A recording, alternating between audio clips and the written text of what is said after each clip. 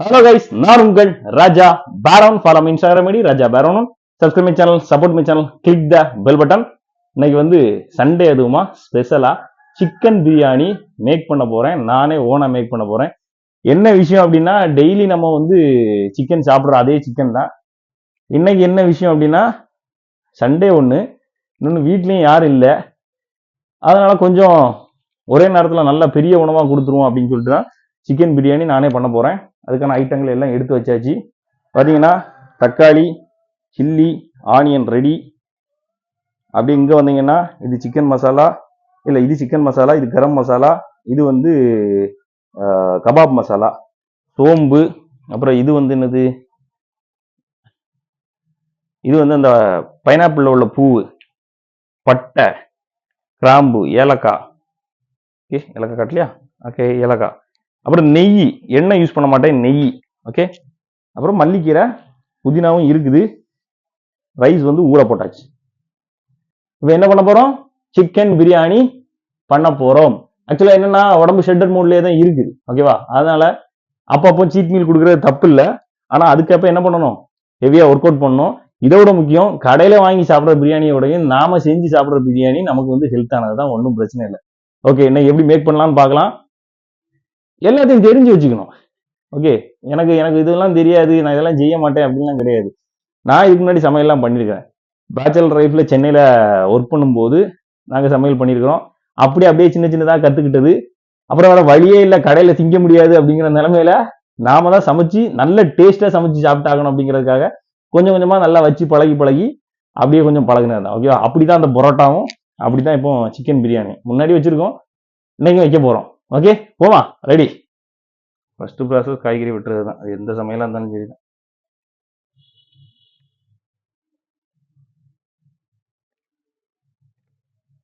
மிளகாவை வெட்ட வேண்டாம், ரெண்டா கீழிட்டா மட்டும் போதும்.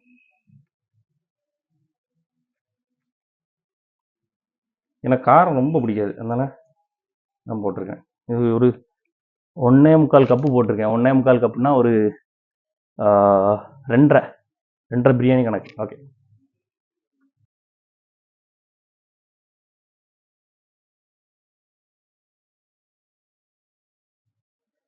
ஆக்சுவலாக நான் அந்த பாடி பில்டர்ஸ்லாம் வந்து கண்டினியூஸாக சிக்கன் எடுக்கிறது வந்து சிக்கன் சாப்பிட முடியாமல், சிக்கன் சாப்பிடாம இருக்க முடியல அப்படிங்கிற காரணம்லாம் கிடையாது. ஒரு பயம்தான். ஆக்சுவலாக அது ஒரு ஒரு நிதர்சனமான உண்மையும் கூட.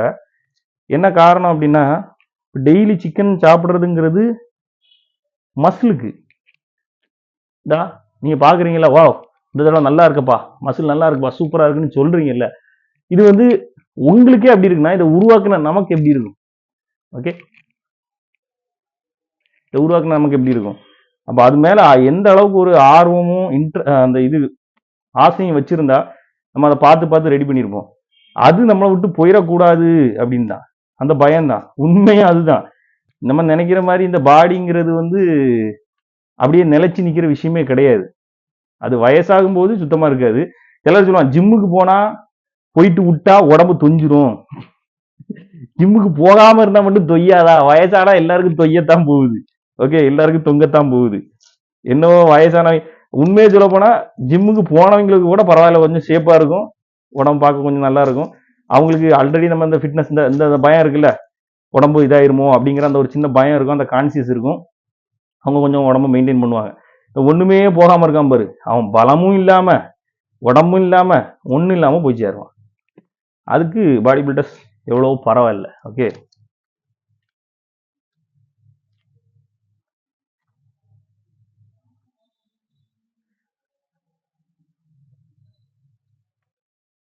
பாடி பில்டர்ஸ் சீக்கிரம் செத்து போயிடுவாங்க அப்படின்னு சொல்லுவாங்க.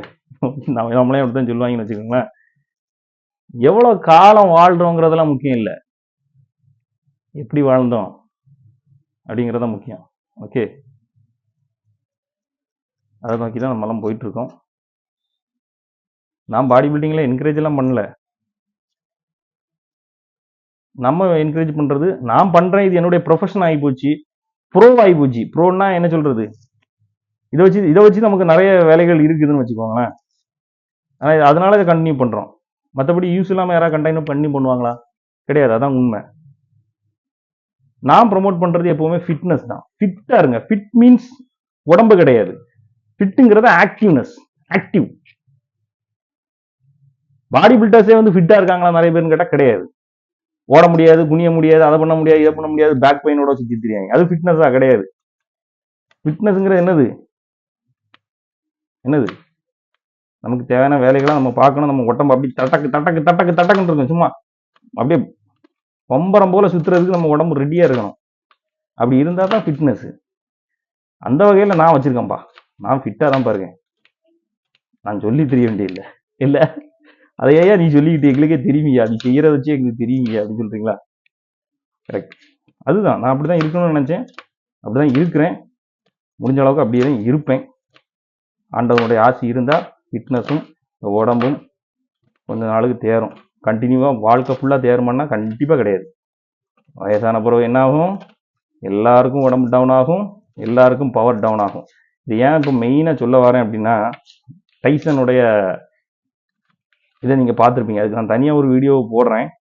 ஆக்சுவலா 58 வயசுல அந்த மனுஷன் களத்துல இறங்கினாருங்கிறத விட 167 கோடி சம்பாதிச்சிருக்காரு. அதுக்கான வேயை தேடி இருக்காரு. அதுவே ஒரு பெரிய விஷயம்.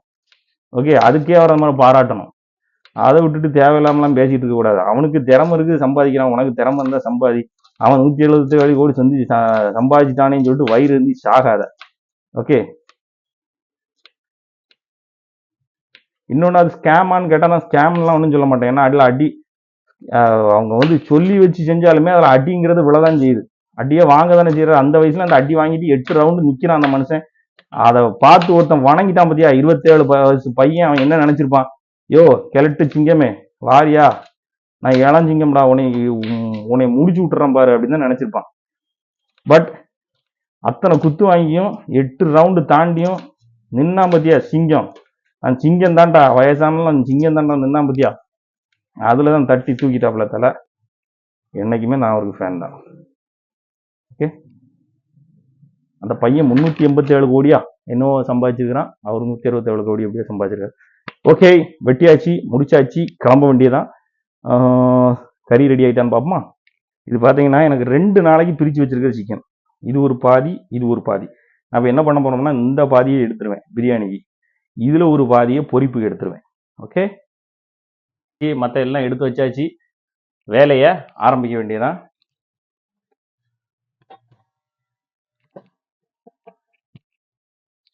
ஆக்சுவலா 2.5 பிரியாணிக்கு இவ்வளவு பெரிய சட்டி தேவையில்லை.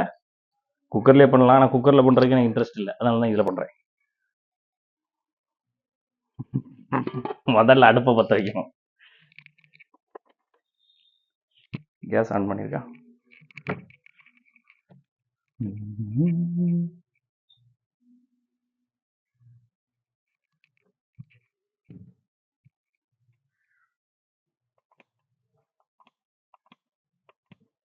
ஓகே, அடுப்பு பற்ற வைக்கப்பட்டது, வச்சாச்சு. நெக்ஸ்ட் ஐட்டங்கள் எல்லாத்தையும் எடுத்துட்டு வந்துருமா? சிக்கன் ரெடியா இருக்குது. ஓகே, சிக்கனு,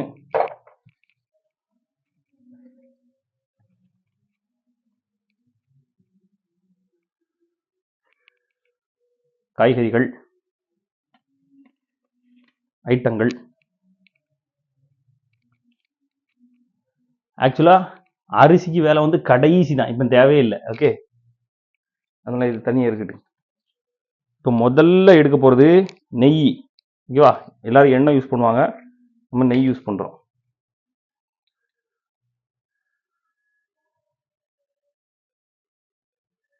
நெய் ஃபேட் இல்லையான்னா ஃபேட்டு தான், ஆனால் மற்ற எண்ணெய்களுக்கு இது ஹெல்த்தி.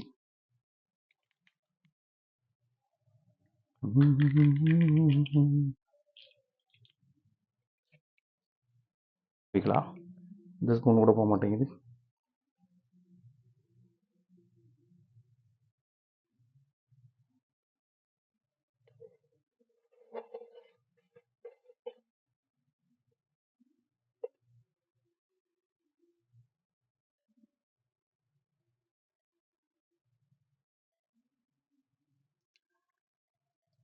சிம்பிள் இருக்கும், ரொம்ப அதிகமாயிருச்சு.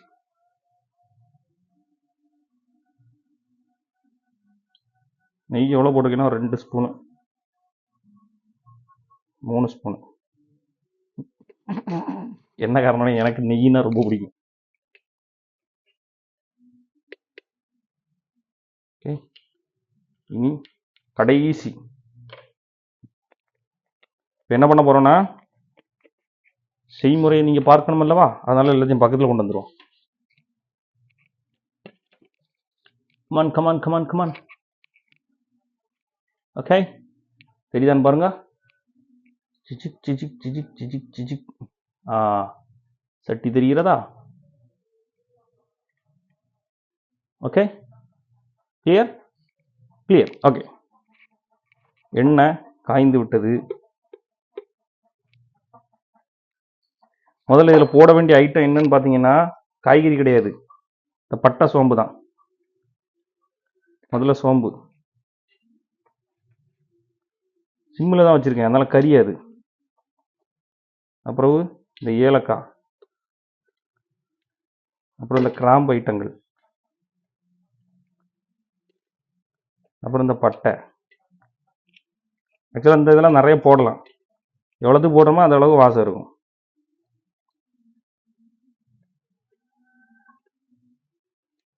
ஓகே, இதுக்கு மேலே வேண்டாம், இது தனியாக வச்சிடலாம். ஓகே, இதெல்லாம் ஒரு வறுத்துட்டு ஃபஸ்ட்டு. அதுக்கப்புறம் வந்து பச்சை மிளகா வதக்கி தான் வெங்காயம் போடுவோம். ஆமாம்,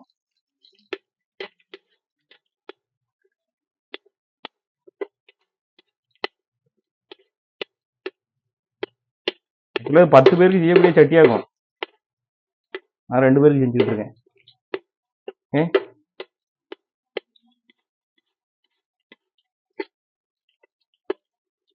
ஏண்டா நீ பிரியாணி சாப்பிட்ற, ஸ்நாக்ஸ் சாப்பிட்ற, எல்லாம் சாப்பிட்ற, ஆனால் ஃபிட்டாக இருக்கியடா, ஒருவேளை நீ மெடிசின் இதெல்லாம் யூஸ் பண்ணுறதுனால தான் இப்படி இருக்கியோன்னு கேட்டால் அப்படி கிடையாது.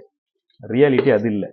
ரியாலிட்டி என்ன சாப்பிட்றோங்கிறது விஷயம் இல்லை. அதாவது உண்மையை சொன்னால் நல்லா சாப்பிட்றதுக்கு தான் உடம்ப நல்லபடியாக வச்சுக்கணுமே தவிர மற்றவனும் கிடையாது. விரதம் இருக்கிறதுக்காக நம்ம இது பண்ணுறோம் அப்படிலாம் கிடையாது. ஓகே, நல்லா சாப்பிடணும், விரும்பப்பட்டதை சாப்பிடணும். அதுக்கேற்ப உடம்பு வச்சுக்கணும். என்ன பண்ணணும்னா, விருப்பப்பட்டதை சாப்பிட்டுட்டு அதுக்கேற்ப போட்டு உடம்பு போட்டு என்ன சொல்றது, வேலை செய்ய வைக்கணும்.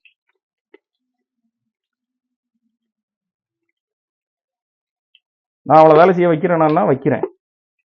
Okay, heavy weight training, cardios, அது இதுன்னு போட்டு வேலை செய்யறது. இன்னொன்று, பாடி பில்டர்ஸ் மாதிரி நான் இருக்க மாட்டேன். எனக்கு வேலைகள் ரொம்ப அதிகம், எனக்கு ஓய்வு நேரங்கிறதே ரொம்ப கம்மி. ஸோ என் உடல் வந்து ரொம்ப அதிகமாக உழைச்சிக்கிட்டே இருக்கு, அதுக்கேற்ப நான் கொடுக்கணும்.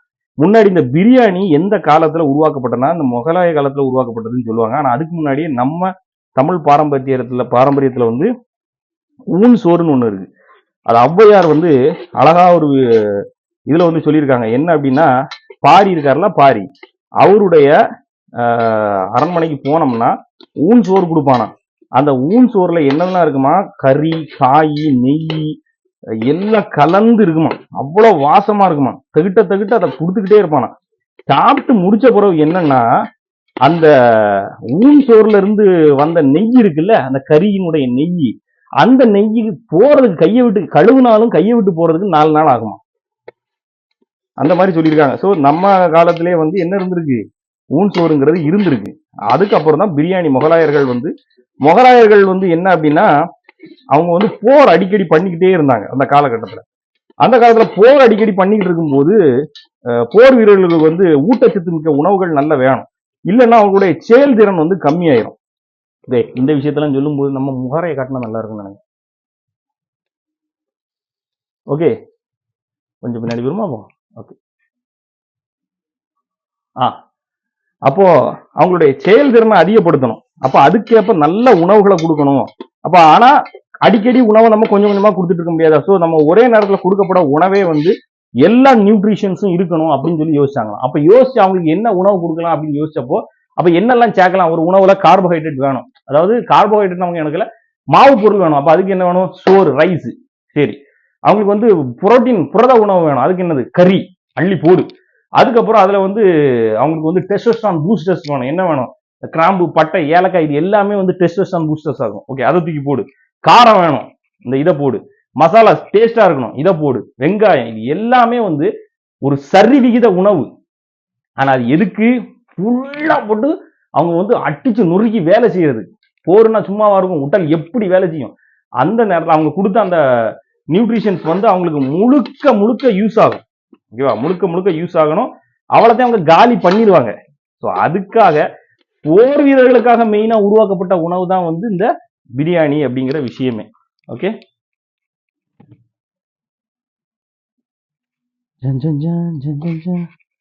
ஓகே.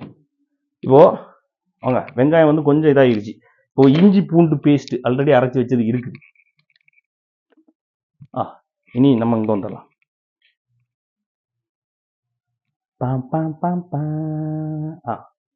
ஓகே, இஞ்சி பூண்டு பேஸ்ட் தாராளமாகவே போடலாம். ஓகே, போதும்.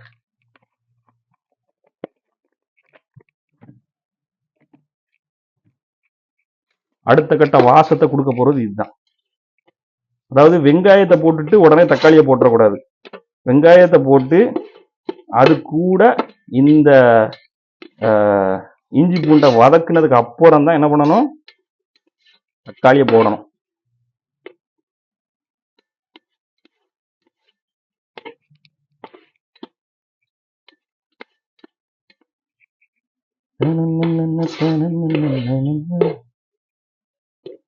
இஞ்சி பூண்டினுடைய அந்த பச்சை வாடை போகணும். கொஞ்சம் குட்டி வைப்போமா?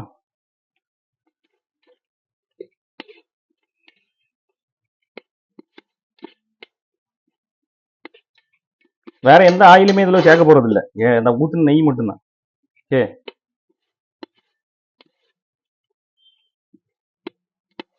இஞ்சி பூண்டோடைய பச்சை வாடை போக வேண்டும்.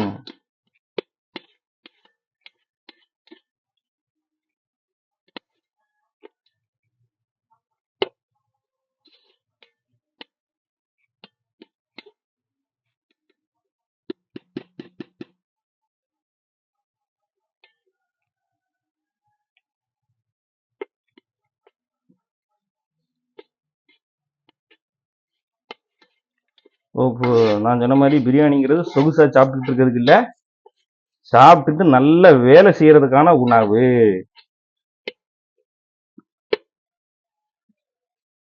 ஞாயிற்றுக்கிழமை பிரியாணி சாப்பிட்டா என்ன செய்யணும்?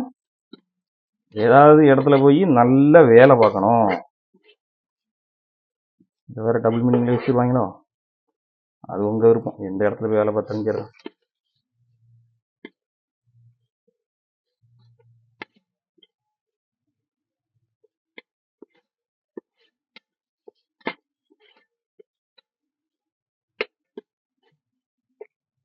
ஓகே, இது இனி தக்காளி. நான் பொதுவாக தக்காளி நிறைய எடுப்பேன். ஏன்னா சிக்கனா இருந்தாலும் சரி, பிரியாணி இருந்தாலும் சரி, தக்காளி சேர்க்கும் போது அதுல நம்ம காரம் சேர்க்கிற காரத்தினுடைய இதை வந்து கம்மி பண்ணும். கொஞ்சம் அந்த ஒரு டேஸ்ட்னஸ் அதிகம் கொடுக்கும். அதுக்காக தான் தக்காளி நான் அதிகம் சேர்க்கறது. எனக்கு காரம் பிடிக்காது, நம்ம கொஞ்சம் டெலிஷியஸா இருக்கும்.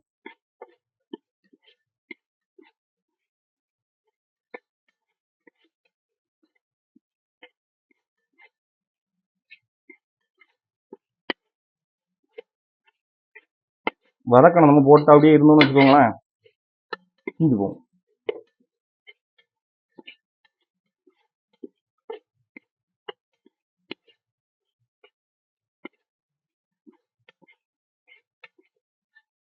உண்மையிலேயே வெஜ்ஜு செய்முறையை விடையும் நான்வெஜ் செய்முறை தான் ரொம்ப ஈஸி. சீரியஸா,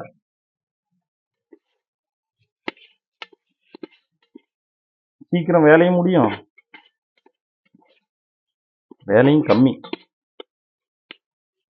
காய்கறியில் ஒரு சாம்பார் வைக்கிறதா இருந்தால் 10 காய்கறின்னு இருக்கணும், அதுக்கு பருப்பை வேக வைக்கணும், அதுக்கு அதை பண்ணணும், இதை பண்ணணும், நிறைய வேலைகள்.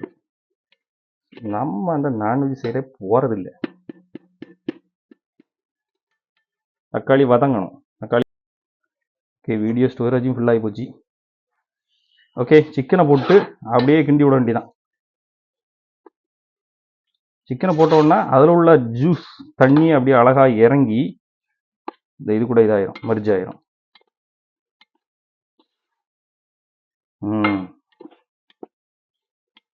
பர்ஃபெக்ட் டோய், பர்ஃபெக்ட் டோய். இப்போ இதில் போட்டிருக்க மசாலா வந்து எனக்கு தெரிஞ்சு சிக்கனுக்கு கரெக்டாக இருக்கு. ஆனால் ரெண்டாவது ரைஸை சேர்க்கும்போது சொதப்பிடும். ஸோ என்ன பண்ணுறோம், மறுபடியும் இச்சிரி கரம் மசாலாஸ், இச்சிரி சிக்கன் மசாலாஸ், வய வய வய வய வய வய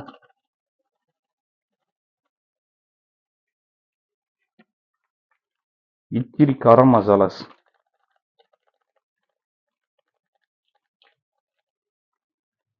எடுத்தாச்சா? இதுக்கப்ப இனி உப்பு.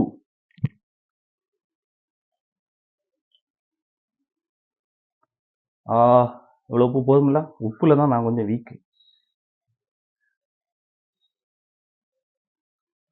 நான் உப்பு எனக்கு கம்மியாக இருந்தாலும் பரவாயில்ல, இது ஓகே தான். கொஞ்சம் எண்ணெய் சேர்த்துமா, அவ்வளோதான். போதும் போதும் போதும் போதும்டா போதும்டா. அப்புறம் வாயில் வைக்காது.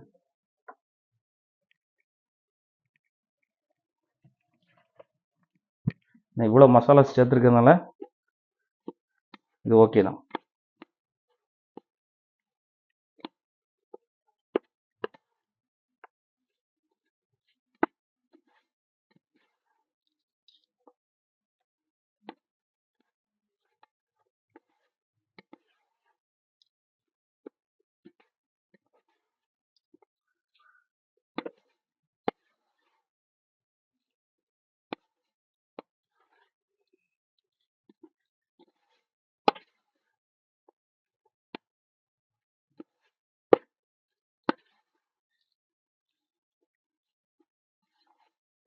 இப்போல்லாம் இதான் சிக்கன் பெரட்டு. இன்னும் ஒரு 10 நிமிஷம் பெரட்டினோம்னாலே சிக்கனை எடுத்து வச்சு சாப்பிட்றலாம். அப்படி அரை வேக்காட்டில் கொஞ்சம் அரை வேக்காடாக சிக்கனை சாப்பிட்றது தான் ரொம்ப நல்லது, தெரியுமா? தெரிந்து கொள்ளுங்கள். நான் காம்படிஷன் ரெடி ஆகும்போது அப்படி தான் சாப்பிடுவேன். அதான் சாப்பிட்றது ஈஸியாகவும் இருக்கும், நல்லாவும் இருக்கும்.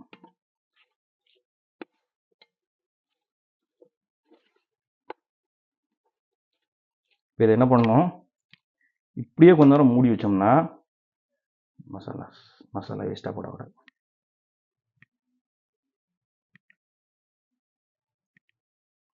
ஓகே, இப்படியே இதை கொஞ்சம் மூடி வச்சோம்னா என்ன ஆகும் அப்படின்னா, அதில் உள்ள தண்ணியை அப்படியே அழகாக இறங்கி இந்த சிக்கன் கொஞ்சம் அழகாக வேகும். ஓகே, பார்த்தீர்கள் என்றால் சிக்கன் தரமாக ரெடி ஆயாச்சு. ஓகே,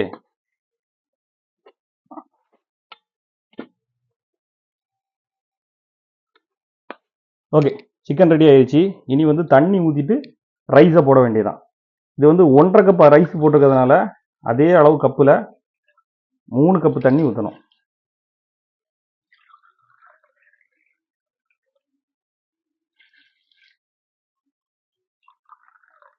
தண்ணி அளவு கூடினாலோ குறைஞ்சாலோ என்ன ஆகும் அப்படின்னா, உடனே கிளுகிளுன்னு ஆயிரும், இல்லைன்னா வேகாமல் போயிடும்.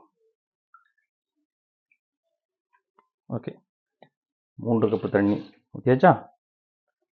கொஞ்சம் கூட போட்டுருந்தேன், கொஞ்சம் கூட ஊற்றிக்கலாம். ஓகே, டன்னு. இப்போ ஒரு கிண்டு கிண்டிக்கிட்டு இது லைட்டாக கொதிக்கணும். கொதிக்காமல் டக்குன்னு அள்ளி போட்டுறக்கூடாது. மசாலாவில் இந்த தண்ணியும் கொஞ்சம் இதானாதான் என்னாகும், அந்த அரிசி போடும்போது அந்த அரிசியிலேருந்து மசாலா எல்லாம் பிடிக்கும். டேஸ்ட் பார்த்துமா?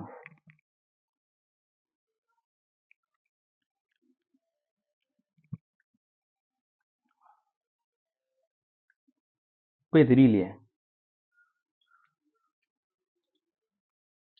ஓகே, உப்பு இல்லை, கரெக்டாக தான் இருக்கு.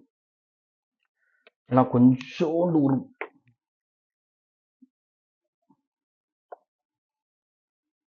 ஒரு பிஞ்சுன்னு சொல்லுவாங்கல்ல, அதை மட்டும் போட்டுக்கும்.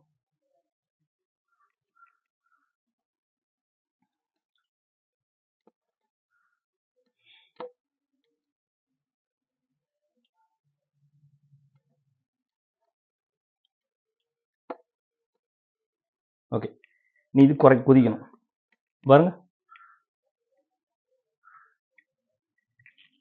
ஓகே, இதை லைட்டாக இனி கொதிக்க விடுவோம். மூடியை போட்டு கொதிக்க விட்டுற வேண்டியதான். Okay, ready? 1 2 3 யூஸ்குவா. சிக்கன் குழம்பா ஜம்முன்னு கொதிச்சுச்சா? இனி என்ன பண்ணணும் அப்படின்னா நம்ம கழுவி வச்சிருக்கிற அரிசி. ஓகே, அரிசி தண்ணியோட இருக்குது, தண்ணியை கொட்டிடலாம்.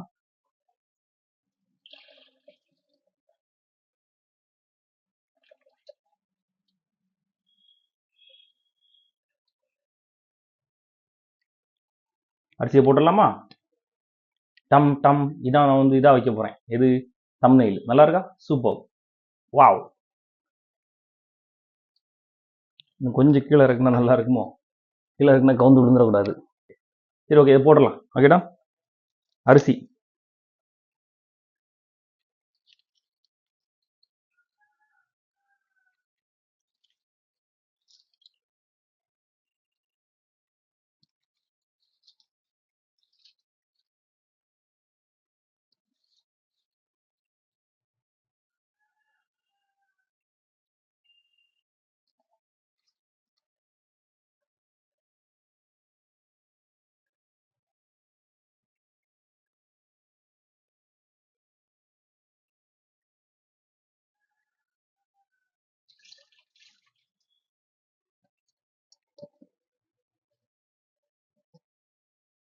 அரிசியை போட்டாச்சு. ரொம்ப போட்டு கிண்டக்கூடாது. கிண்டுனா அரிசி உடஞ்சாலும் உடையும். லைட்டாக ஒரு கிளறு மட்டும் கிளறிட்டு இதோட சேர்த்துட்டு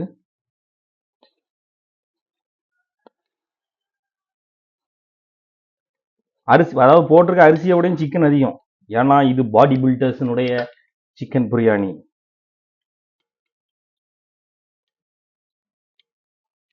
ஓகே, டன்.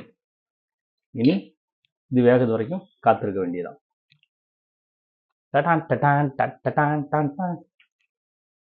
அப்படியாக நம்ம செஞ்ச பிரியாணி இப்போ கிட்டத்தட்ட ரெடி ஆயிடுச்சு. பாப்போமா? எப்படி நல்ல ட்ரையாகவே அழகாவே ரெடி ஆயிருக்கு.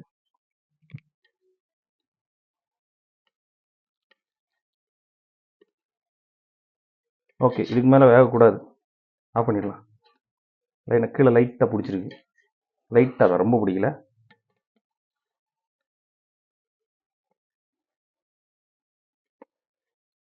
அரிசி வெந்திருக்கான்னா வெந்திருக்கு, சிக்கன் வந்திருக்கான்னா வெந்திருக்கு. அடி பிடிக்கிறதுக்கு முன்னாடி எடுத்துட்டோம். ஓகே, எப்படி எப்படி எப்படி பிரியாணி எப்படி? சே, அழகா இதெல்லாம் செஞ்சிருக்க நேரம் பார்த்து நமக்கு வீடியோ எடுக்க ஆள் இல்லாமல் போச்சு. ஓகேங்களா? பிரியாணி எவ்வளோ அழகா ரெடி ஆகிருக்கு பாருங்க. கிளியர். நான் வெளியே அதில் வச்சு அழகாக காட்டுறேன். ஓகே, வாங்க. அப்படியாக நம்ம சிக்கன் பிரியாணி செம்மையாக ரெடி ஆயாச்சு. யா, டேஸ்ட் பண்ணி பார்ப்போமா?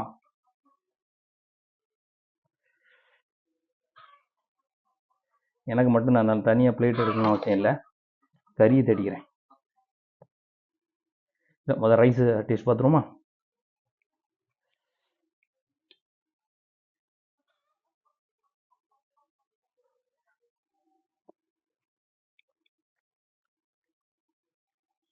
பா, உப்பு மட்டும் கூடலை. அதுதான் எனக்கு வேணும் மெயின். டேஸ்ட்டு நம்ம கடைகளில் சாப்பிட்ற இதை விட நல்லா தான் இருக்குதுப்பா. சிக்கன் பார்த்துருமா? செம்மையாக வந்துருக்கு.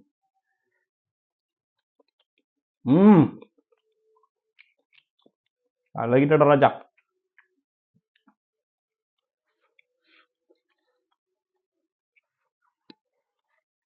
பார்த்தீங்களா எவ்வளோ உதிரி உதிரியாக வந்துருக்குன்னு?